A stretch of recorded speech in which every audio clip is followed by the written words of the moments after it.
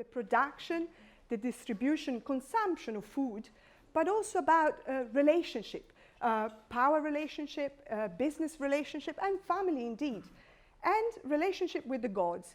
You're welcomed by Bacchus, god of wine. He's there with his cup and his panther, because he's a god that comes from the east. And he's there to represent not just the god of wine, but all the gods that take part into the various aspects of food in everyday life.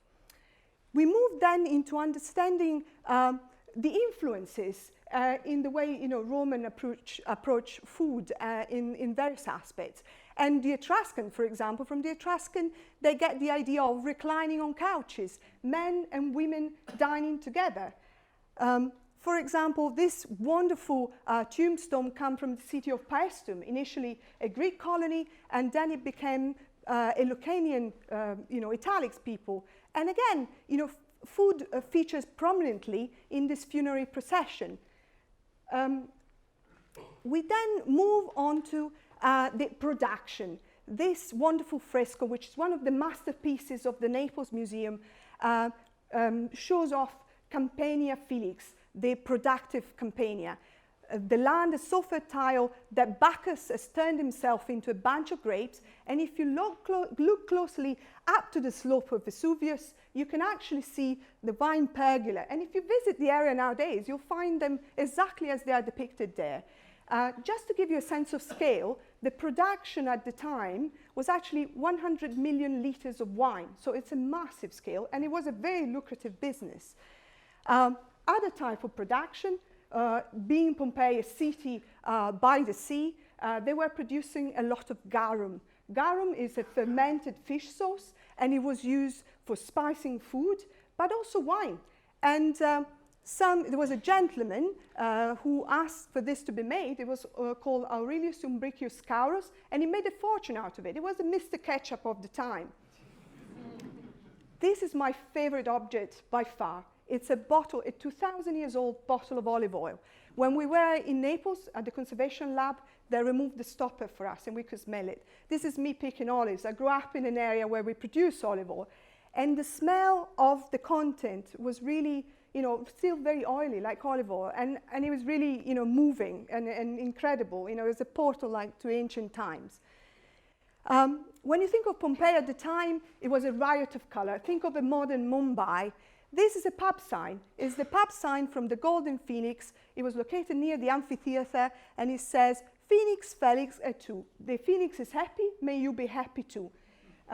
There were other type of production, like bread. We have a carbonized loaf of bread. Again, it's a privilege to have it. They're becoming incredibly brittle, and the institution in Italy really not keen to lend it anymore. And you see a bread distribution fresco, but the gentleman you see there is very well dressed. So it's likely that he wasn't really a baker, but he's more likely to be a politician who was trying to bribe his local electorate. From the streets, we try to move into the house. This is the atrium, which is the interface from the more intimate part of the house and the public domain. This is the first room you enter when you rent a Roman house, and the opportunity for the master to impress his guest. He would do so with silver or wonderful furniture like this table, and also showing how pious he is. So using food and wine to give offerings to the gods. Moving further into the Roman house, you would have entered the garden. The garden is the place of otium, relaxation. And it starts in the east, Mesopotamia, Egypt, and then progressively, it evolves in the Roman house. And when the pipe water gets into the city around the turn of the century, they introduce wonderful water feature like this beautiful fountains that comes from Pompeii. Adjacent to the garden, you would have found a triclinium, the room of the three couches from triclina in Greeks. And this is the room where the banquet would have happened. The banquet is the epitome, really, of life. You were trying to impress your guests in any possible way. You would have had music, wonderful food. You would have used silver, glass, and, of course, beautiful surroundings. So imagine a U-shape, three couches in a U-shape. Right in front of you, you would have had a mosaic like this one here. And it shows fishes, but the tesserae, the little fragments are so small they can actually replicate the fishes perfectly, and it would have provided a wonderful opportunity for conversation. Around you, you would have been surrounded by, really rich furniture. This bronze young man, he is actually just a lamp holder. And, you had frescoes around you, which, most of the time have a very strong Greek influence. So what you see is Greco-Roman art.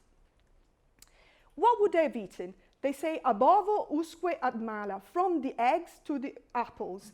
And so you would have had appetizer, egg, cheese, rabbit or chicken, with vegetables of different kinds, asparagus, cabbage, lettuce, and then your main feast would have been, pork or sheep, or if you really wanted to impress and you could afford it, even flamingos and parrots. Wine, the Romans loved wine, and they had cellars, they knew the various vintages, but most of all, they loved the theatre around it. And they were trying, they would like to serve it to their guests' preference. So they would have used spices, they would have used garum, sometimes even added salt to the wine, and then used the samovar, such as the one that you see, to add hot water to your liking. So it was a way of treating their guests again. And, another of those mosaics that you would have had on the floor is this skeleton. Again, is Carpe Diem, is there to remind you that life could end any time, and is not a threatening figure. He's holding wine jugs, exactly like the one that you see there.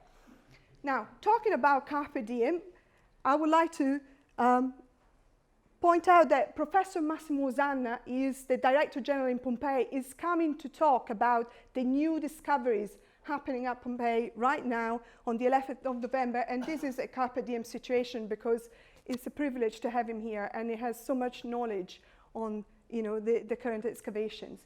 From the wonderful banqueting room, we moved to the kitchen. The kitchen was dirty, dingy, there was a lot of smoke, and the cooking platform was adjacent to the toilet.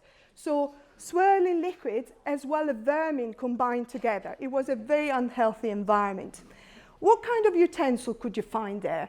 You could find, in a basic kitchen, you would have had a grill or a tripod with a cooking pot to cook in stews. But if you had a posher kitchen, you could find more unusual utensils, like a glirarium that you see there that was used for rearing dormice. And then a klibanos, this dome terracotta dish that was used for baking them. You would have stuffed them with nice pork mince, a bit of honey or garum, pine nuts, and then cook it slowly, and that was your delicacy for the day. Of course, as I said earlier, they hadn't quite made a connection between hygiene and bad health, and this is the proof. In the corridor between one of the kitchen and the toilet, they found this fresco, which depicts a man relieving himself, is protected, not attacked by the snakes of good fortune, and protected by this goddess. And above his head, you can read, Cacator cave malum, crapper beware. And again, this is the proof they hadn't made that connection between hygiene and good health. From Pompeii, we move then into Britannia, and we explore what happens when the Romans arrive, from the cultural and agricultural point of view. Very quickly, 10, 15 years since the arrival of the Roman, we notice that, Roman gods are venerated. In Cirencester, there is a Mercury. And many foods that were not previously used are introduced. Chicken, rabbit, cabbages, parsnips, good eating apples, cherries, many more, as well as more exotic food like peppers or, tuna from Spain, and even beer. Apparently in Iron Age Britain, there was not much evidence of production or consumption of beer, and instead, a few years after the arrival of the Romans, they found, that when they did the excavation of the Bloomberg site, a publishing house in London, they discovered tablets such as this one that talk about Tertius, the beer maker, or the Junius, the beer deliverer. So, you know, at that point, 10 years afterwards, the beer production and distribution is well established.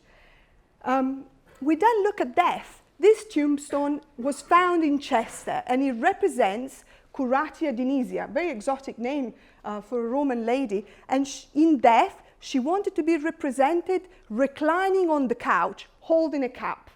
If you think at the very early on in the exhibition, we're presenting an Etruscan man exactly in the same position. So 1,200 miles away, 500 years later, and this is how culture does filter through from north of Italy down to Britannia. Death comes as an end, and we see here, just to give you a reminder, 24th of October, 79 AD, the eruption happens. And Vesuvius hadn't erupted for 5-6 centuries.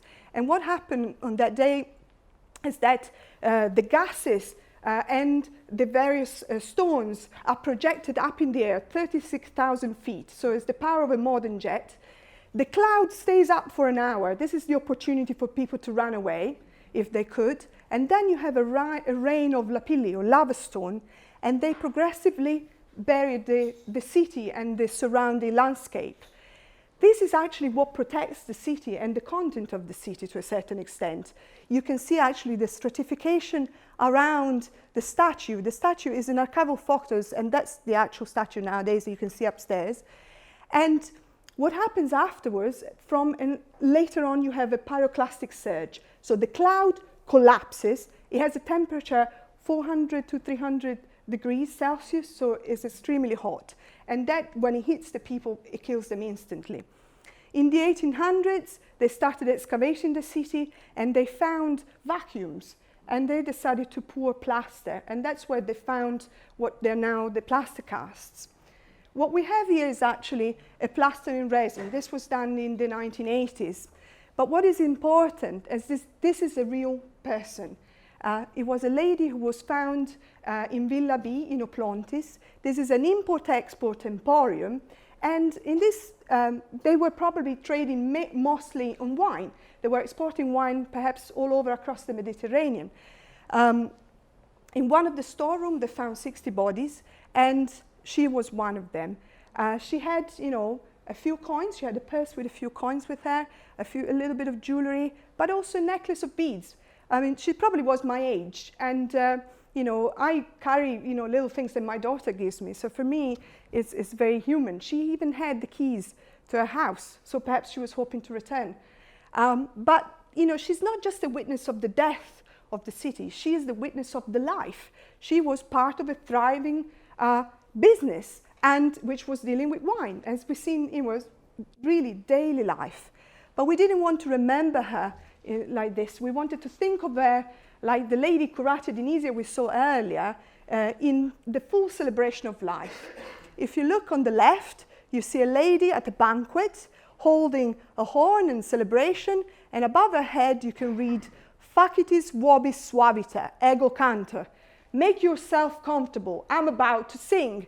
And the gentleman on the other side replies, Est ita valias, go for it, girl. So this is in a nutshell the exhibition. I hope you'll have the opportunity to explore it and enjoy it.